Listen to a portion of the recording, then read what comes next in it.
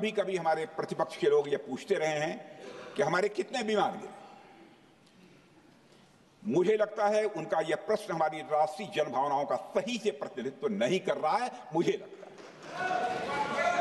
उन्होंने एक बार भी हमसे यह नहीं पूछा कि हमारी सेनाओं ने दुश्मन के कितने विमान मार गिराए।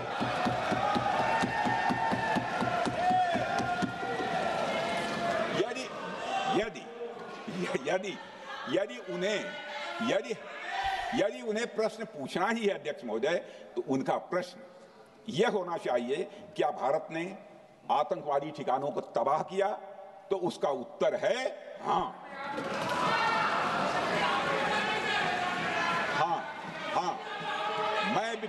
मैं विपक्ष के सम्मानित साथियों से कहना चाहता हूं कि आपको प्रश्न पूछना है तो यह प्रश्न पूछिए, क्या ऑपरेशन सिंदूर सफल रहा? तो उसका उत्तर है हाँ।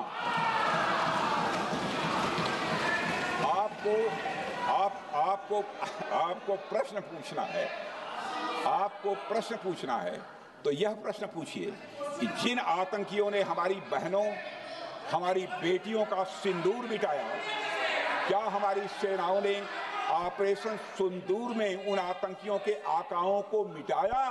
तो इसका उत्तर है हाँ। और आपको प्रश्न पूछना है तो यह पूछिए कि इस ऑपरेशन में क्या हमारे जाबाज सैनिकों को कोई क्षति हुई है? तो उसका उत्तर है नहीं। अध्यक्ष महोदय, लक्ष्य जब बड़े हो तो अपेक्षाकृत छोटे मुद्दों पर हमारा ध्यान नहीं जाना चाहिए। लक्ष्य बड़े हों तो छोटे मुद्दों पर, अपेक्षाकृत जो छोटे मुद्दे होते हैं कंपैरेटिवली, उन पर ध्यान नहीं जाना चाहिए, क्योंकि छोटे मुद्दों पर ही ध्यान देते रहने से देश की सुरक्षा और सैनिकों के सम्मान और उत्साह जैसे बड़े मुद्दों से ध्यान हट सकता है, जैसा कि विपक्ष के हमारे कुछ साथियों के साथ हो रहा है।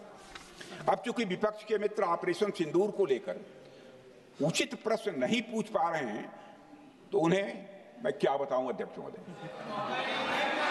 मैं लगभग 4 डिकेड से अधिक समय से राजनीति में, सत्ता पक्ष हो या विपक्ष हो, अपनी पार्टी हो या दूसरी पार्टी हो, कभी भी किसी के साथ दलगत राजनीति को मैंने शत्रुतापूर्ण तरीके से जिंदगी में नहीं देखा है मैंने अध्यक्ष महोदय। इसलिए आज अगर विपक्ष प्रश्न पूछने में असफल है, मैं विपक्ष को उनके इस काम में थोड़ी सी मदद करना चाहता हूं। अध्यक्ष महोदय, मैं विपक्ष के अपने सम्मानित साथियों से ये कहना चाहता हूं कि यदि आज हम लोग सत्ता पक्ष में हैं, तो ऐसा नहीं है कि हम हमेशा सत्ता पक्ष में ही रहेंगे। यह आवश्यक नहीं है, किसी के लिए आवश्यक नहीं। एक लंबा समय हमने विपक्ष का काम किया है, एक लंबा समय हमने सरकारों से सवाल पूछने में लगाया है। जनता ने जब हमें विपक्ष में रहने का दायित्व सौंपा था, तो हमने विपक्ष में रहकर विपक्ष की भूमिका को बड़े ही सकारात्मक तरीके से निभाया भी। अध्यक्ष महोदय, विपक्ष में रहकर हमने कैसे प्रश्न पूछे, इसके कुछ उदाहरण मैं यहां रखना चाहता हूं। 1962 में अध्यक्ष महोदय, चीन के साथ हुए युद्ध में जब दुखद परिणाम आया, तो हमने उस समय की सरकार से यह पूछे थे, लेकिन वह प्रश्न यह था कि हमारे देश की धरती पर दूसरे देश का कब्जा कैसे हुआ। हमने यह प्रश्न पूछा था कि हमारी सेना और हमारी जनता अपमानित क्यों हुई। हमने यह प्रश्न पूछा था कि बड़ी संख्या में हमारे सैनिक हताहत कैसे हुए। हमने यह प्रश्न नहीं पूछा कि हमारे टैंक, हमारी मशीनें, हमारी बंदूकें क्यों ध्वस्त हो गई। यह प्रश्न हम लोगों ने नहीं पूछा। मशीनों और तोपों की चिंता न करके अध्यक्ष महोदय, हमने देश की टेरिटरी की चिंता की, हमने देश के सैनिकों की। इसी तरह 71 के युद्ध में, 71 के युद्ध में जब हमने पाकिस्तान को सबक सिखाया, मैं उस समय की सरकार को मैं बधाई देना चाहता हूं। हमने अपने राजनीतिक और सैन्य नेतृत्व की प्रशंसा की। हमने ये नहीं देखा कि किस दल की सरकार है, किस विचारधारा की सरकार है, इसकी चिंता नहीं की कभी। हमारे नेता अटल बिहारी वाजपेयी ने संसद में खड़े होकर उस समय के नेतृत्व की प्रशंसा की थी। हमने इस बात की खुशी जाहिर कि हमने अपने शत्रु को सबक सिखाया। हमने उस दौरान यह प्रश्न नहीं पूछा कि सबक सिखाने के दौरान में भारत के कितने प्लेन्स गिरे, भारत के कितने इक्विपमेंट्स बर्बाद हुए। यह प्रश्न अध्यक्ष महोदय उस समय भी हम लोगों ने नहीं पूछा। अध्यक्ष महोदय, यदि मैं इसे और भी प्रैक्टिकल तरीके से समझाऊं तो किसी भी परीक्षा के परिणाम में रिजल्ट मैटर करता है। यदि किसी परीक्षा में कोई बच्चा अच्छे मार्क्स लेकर आ रहा है तो हमारे लिए उसके मार्क्स मैटर करने चाहिए। हमें इस बात का ध्यान नहीं रखना चाहिए कि एग्जाम के दौरान उसकी पेंसिल टूट गई थी या उसकी पेन खो गई।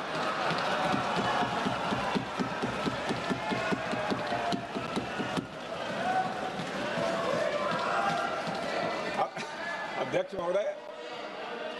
महोदय, अल्टीमेटली रिजल्ट मैटर करता है और रिजल्ट यह है, अध्यक्ष महोदय, अल्टीमेटली रिजल्ट मैटर करता है और रिजल्ट यह है अध्यक्ष महोदय कि ऑपरेशन सिंदूर के दौरान हमारी सेनाओं ने जो लक्ष्य निर्धारित किया था उन लक्ष्यों को पूर्ण रूप से प्राप्त करने में हमने कामयाबी हासिल की। अध्यक्ष महोदय, भारत हमेशा से पाकिस्तान सहित अपने पड़ोसी देशों से मित्रता और सौहार्द सहयोगपूर्ण संबंध का सदैव इच्छुक रहा है। इसके लिए भारत की सभी सरकारों ने ईमानदारी से प्रयास भी किए हैं। वह चाहे आदरणीय लाल बहादुर शास्त्री जी हों या अटल बिहारी वाजपेयी जी हों या हमारे स्वर्गीय मनमोहन सिंह जी हों या प्रधानमंत्री श्री नरेंद्र मोदी जी, सभी ने हमेशा चाहा है कि इस इलाके में शांति और समृद्धि बनी रहे। सभी ने यह चाहा। अध्यक्ष महोदय, यह बात हमारी सिविलाइजेशनल वैल्यूज के साथ मेल खाती है, इसलिए ऐसा हुआ। अध्यक्ष महोदय, पूरा विश्व जानता है कि पूर्व प्रधानमंत्री श्री अटल बिहारी वाजपेयी जी ने शांति का संदेश लेकर 1999 में लाहौर बस यात्रा की थी। वह सिर्फ एक यात्रा नहीं थी, वह यात्रा भारत की संस्कृति और शांति की प्रतीक थी। यह हमारे भारत की प्रकृति थी। लाहौर पहुंचकर श्री अटल बिहारी वाजपेयी जी ने मीनारे पाकिस्तान पर विजिटर्स रूप में जो लिखा था, जिसका जिक्र लोग आज भी करते हैं, और उन्होंने लिखा था, उसकी मैं चर्चा करता हूं। उन्होंने लिखा था कि मीनारे पाकिस्तान से मैं पाकिस्तान की जनता को यह विश्वास दिलाना चाहता हूं कि भारत अस्थायी शांति और मित्रता का आकांक्षी है। मैंने पहले भी कहा है और फिर भी कहता हूं, एक स्थिर और समृद्ध पाकिस्तान भारत के हित में है, इसमें कोई संदेह नहीं होना चाहिए। अध्यक्ष महोदय, यह हमारी सोच थी, यह हमारी शांति की पहल थी।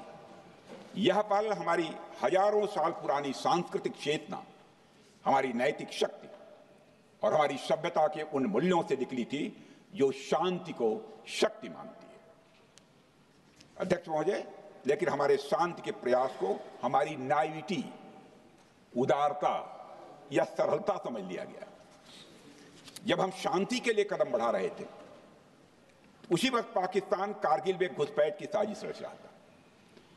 हम दोस्ती के राह पर थे तो वो षड्यंत्र की राह पर थे। जब हम मामला खुलकर सामने आया तो हमारे वीर सैनिकों ने इस घुसपैठ के खिलाफ कार्रवाई करना प्रारंभ किया, और जब भारत की जीत सामने दिखाई दे रही थी तो पाकिस्तान ने परमाणु युद्ध की धमकी दे डाली। अध्यक्ष महोदय, तब हमारे तत्कालीन प्रधानमंत्री आदरणीय अटल बिहारी वाजपेयी जी ने कहा था, पाक सेना के परमाणु हमले से भारत का तो कुछ नहीं बिगड़ेगा, लेकिन पाकिस्तान दूसरे दिन का सूरज नहीं देख पाएगा।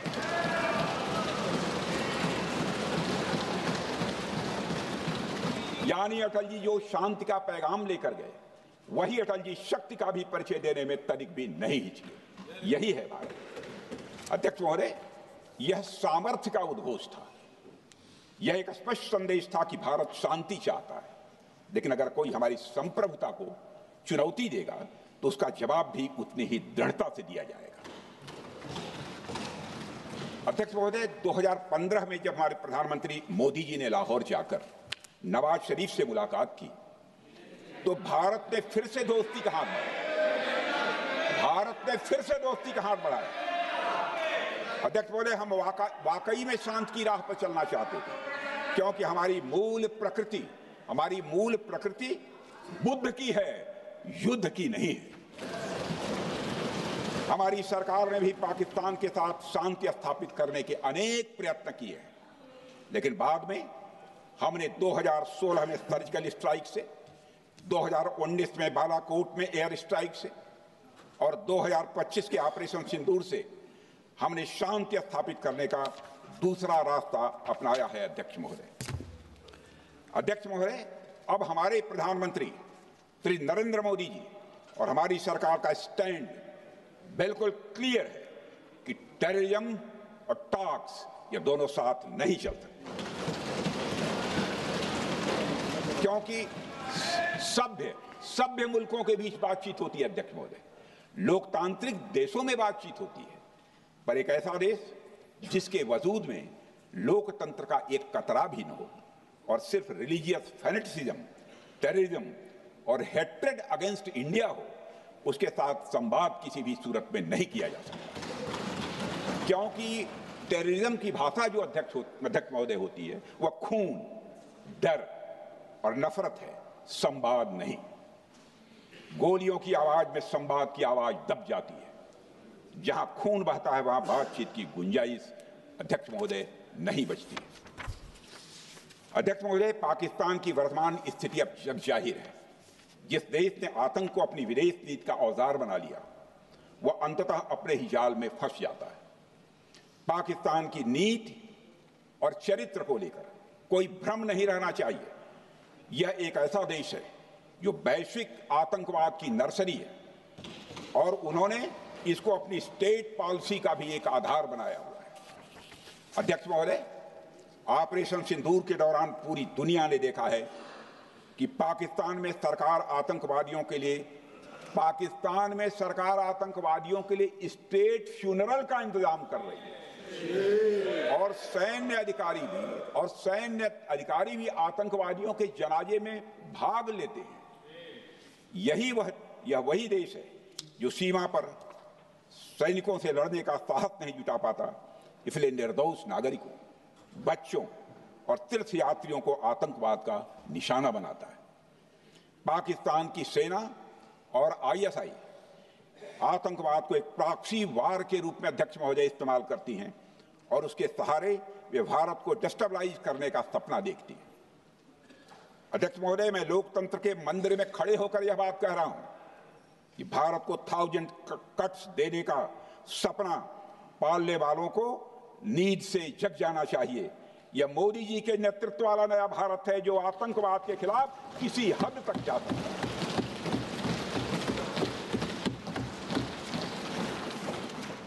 अध्यक्ष महोदय, आप भारत का इतिहास जानते हैं।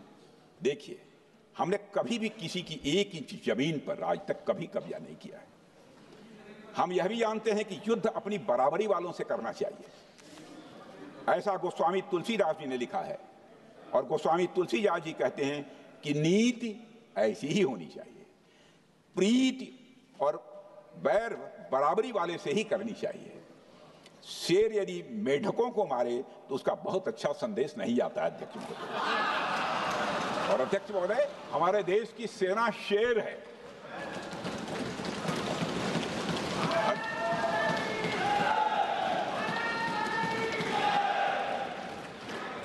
अध्यक्ष महोदय, पाकिस्तान जैसा देश जो साइज, सामर्थ्य, शक्ति और समृद्धि में हमारे आसपास भी नहीं है, उस मुल्क से कैसा मुकाबला? जो मुल्क अपने अस्तित्व के लिए दूसरों पर आश्रित हो, उसके मुकाबले का मतलब है अपना स्तर कम करना। हमारी नीति है आतंकवाद के खिलाफ प्रभावी कार्रवाई करना। हमारा पाकिस्तान विरोध उनकी आतंकवाद की नीति के कारण है, इसलिए पाकिस्तान का हमारा विरोध है। अध्यक्ष महोदय, हम अगर शांति की आशा के लिए हाथ बढ़ाना जानते हैं तो अशांति फैलाने वाले हाथों को उखाड़ना भी जानते हैं।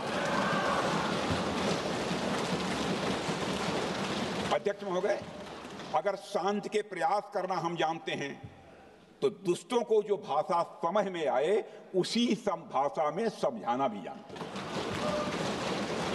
सठे साठ्यम समाचरे, अर्थात दुष्ट के साथ दुष्टता का ही व्यवहार करना पड़ता है कभी कभी।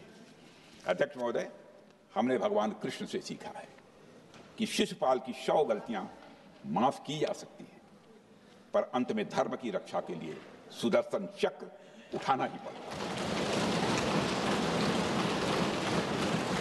हमने पार्लियामेंट का अटैक सहा है अध्यक्ष महोदय, 2008 का मुंबई अटैक सहा है, झेला है, लेकिन अब हमने कह दिया है इनफ इज इनफ। अब हमने सुदर्शन चक्र उठा लिया है अध्यक्ष महोदय। अध्यक्ष महोदय, हमारी प्रवृत्ति भगवान राम और भगवान कृष्ण से प्रेरित है, जो हमें शौर्य भी सिखाती है और धैर्य भी सिखाती है। इस सीख का अध्यक्ष महोदय, इस सीख का हम प्रधानमंत्री नरेंद्र मोदी जी के नेतृत्व में हमारी विदेश और अपनी रक्षा नीति में सीधा प्रयोग कर रहे हैं। आज भारत पहले दोस्ती का हाथ बढ़ाता है, लेकिन अगर कोई देश धोखा दे तो उसकी कलाई भी मरोड़ना जानता है। अध्यक्ष महोदय, हमारी नीति स्पष्ट है कि हमने एक समय लाहौर बस यात्रा की भाषा में बात की थी, तो पाकिस्तान ने हमारी उस भाषा को नहीं समझा, तो अब हम उन्हें बालाकोट स्ट्राइक की भाषा में जवाब देंगे। अध्यक्ष महोदय, भारत के लिए शांति हमारी प्रायोरिटी है, हमारी प्राथमिकता है और हमारी शक्ति उसका आधार है। भारत के लिए शांति प्राथमिकता है और हमारी शक्ति उसका आधार है। यह शक्ति हमारे सामर्थ्य से पैदा हुई है अध्यक्ष महोदय, और यह सामर्थ्य पिछले 11 साल में कई गुना बढ़ गया है। मैं ये नहीं कहता हूं पहले नहीं था, पहले था, लेकिन अब कई गुना बढ़ गया है। आज भारत विश्व की चौथी सबसे बड़ी अर्थव्यवस्था है और अभी आई मॉर्गन स्टैनली के रिपोर्ट के मुताबिक 2028 तक विश्व की तीसरी सबसे बड़ी अर्थव्यवस्था बनने की ओर भारत चल रहा है। अध्यक्ष महोदय, आर्थिक उन्नति के साथ साथ भारत के रक्षा क्षेत्र में 2014 से उल्लेखनीय परिवर्तन, रिमार्केबल चेंज आया है। आज का भारत डिफेंस सेक्टर में आत्मनिर्भरता, सेल्फ रिलायंस और स्वदेशी उत्पादन